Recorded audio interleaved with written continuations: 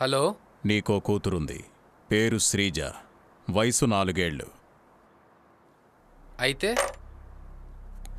ఆ శ్రీజకిప్పుడు యాక్సిడెంట్ అయి నీ ఇంటి ముందు చావు బతుకుల్లో పడింది. ఎవరు మీరు? ఆ డీటెయిల్స్ ఇప్పుడు అనవసరం.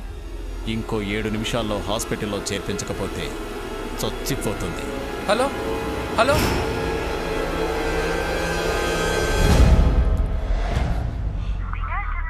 హలో.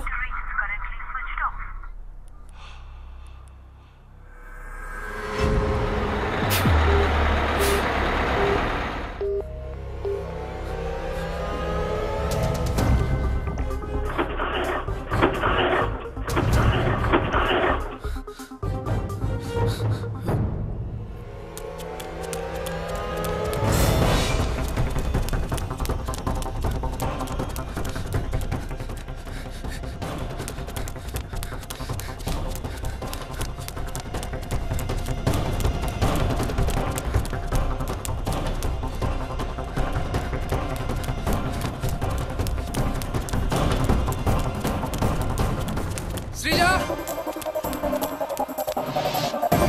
శ్రీజ, శ్రీజ, శ్రీజ, శ్రీజ. ఏమైందండి? శ్రీజ ఎక్కడ? ఇప్పటి వరకు ఇక్కడే ఆడుకుంటుందండి. పాప ఎక్కడుందో చూసుకున్నా కల్లా. హలో, నీ కూతురు కనిపించడం లేదు కదూ? పాప ఎక్కడ్రా? చెప్పానుగా చావు బతుకుల్లో ఉందని. ఎలాగూ చస్తుందని నీ ఇంటి దగ్గరలో ఉన్న శ్మశానంలోకి చేర్చా. ఇంకో 7 నిమిషాల్లో నువ్వు అక్కడికి చేరుకోకపోతే ఆఖరి చూపు కూడా దక్కదు. Hello hello, పాపకేమైందండి? హలో, పాప కనిపించట్లేదని పోలీస్ స్టేషన్లో కంప్లైంట్ ఇవ్వు.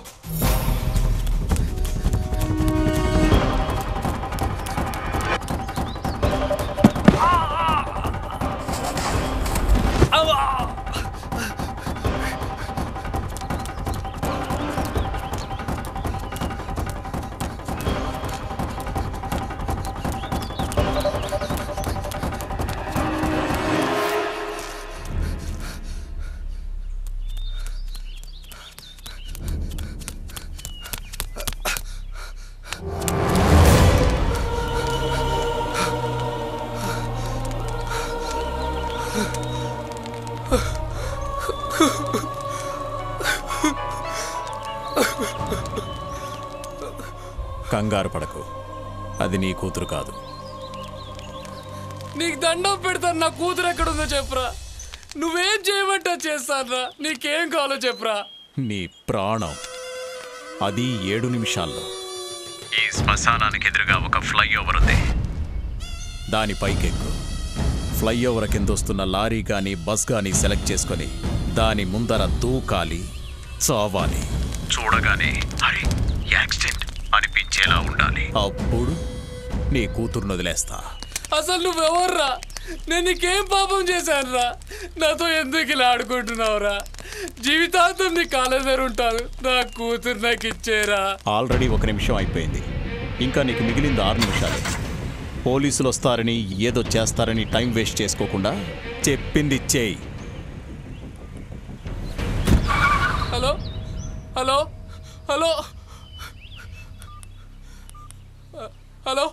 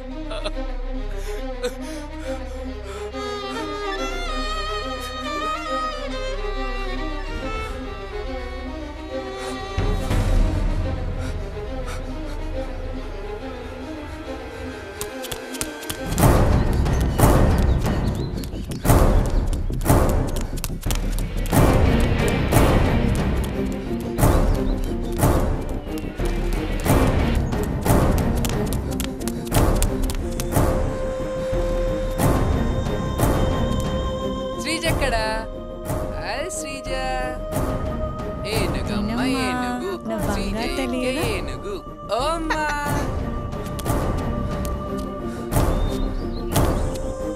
శ్రీజ ఎక్కడ? అమ్మా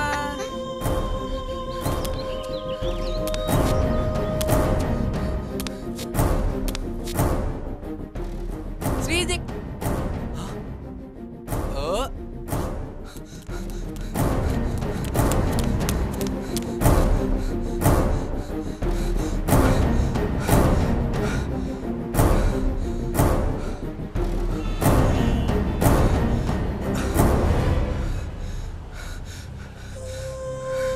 తూకాలి, చావాలి.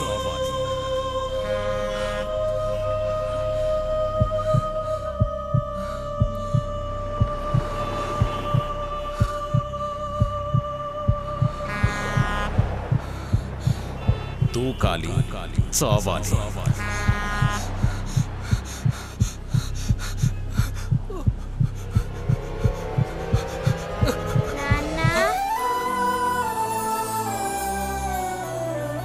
శ్రీజ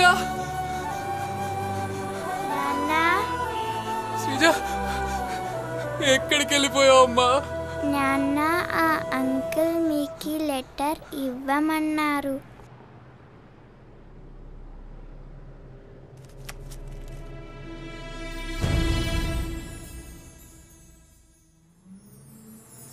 కాసేపు నీ కూతురు కనబడపోయేసరికి విలవిల్లాడిపోయావు కదూ. సరిగ్గా 7 నెలల క్రితం ఇదే ఫ్లైఓవర్ మీద నువ్వు తప్పతాగి చేసిన యాక్సిడెంట్ వల్ల నా కూతురు చనిపోయింది. రక్తపు మడుగులో పడి ఉన్న ఆ చిన్నారిని కనీసం హాస్పిటల్లో కూడా చేర్పించకుండా వెళ్ళిపోయా. నా ప్రాణానికి ప్రాణమైన నా బంగారు తల్లిని నా నుండి శాశ్వతంగా దూరం చేశావు. అప్పుడే నిన్ను ముక్కలు ముక్కలుగా నరకాలనిపించింది. కానీ దానివల్ల పోయిన నా పాప ప్రాణం తిరిగి రాదు. కన్న కూతురు దూరం అయితే తండ్రి పడే వేదన ఎలా ఉంటుందో నీకు తెలియాలనే ఇదంతా చేశాను. కనీస మానవత్వం లేని నువ్వు ఇప్పటికైనా ప్రాణం విలువేంటో తెలుసుకొని మనిషిగా మారు. నన్ను క్షమించమ్మా.